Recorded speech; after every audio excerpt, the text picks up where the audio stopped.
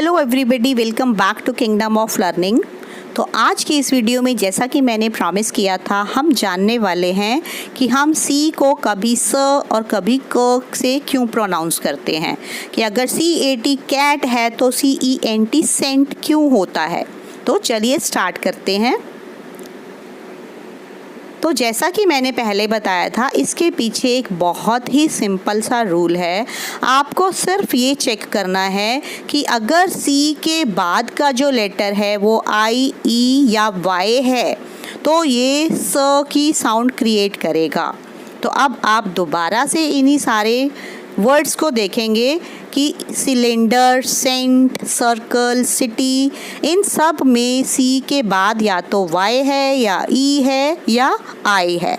तो इसलिए हम इन सब को स से प्रोनाउंस कर रहे हैं। अब उसका एक और एग्जाम्पल है साइकिल।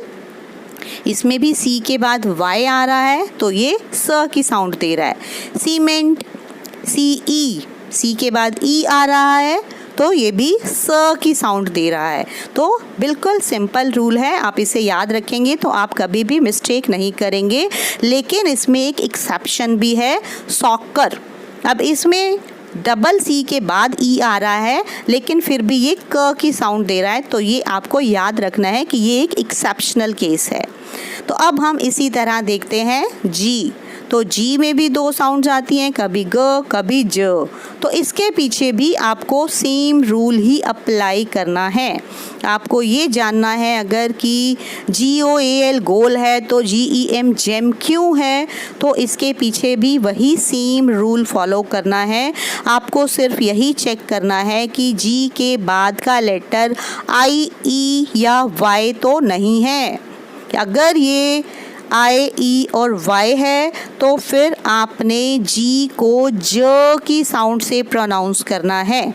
जैसे कि अब हम वापस देखते हैं, GEM gem, GENUIN genuine, GEN general. तो इन सब में जी जो है वो जी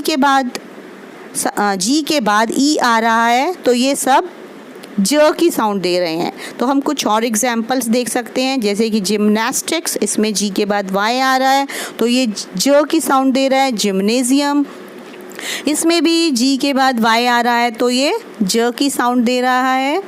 लेकिन इसमें भी कुछ एक्सेप्शनल केसेस होते हैं, तो आइए अब हम उनको भी स्टडी कर लेते हैं।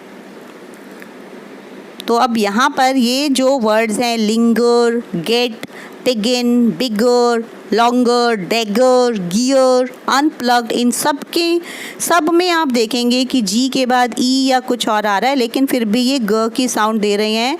तो ये एक्सेप्शनल केसेस आपको याद करने पड़ेंगे। तो अब हम आते हैं अपनी तीसरी बात पे, जो कि है के रूल।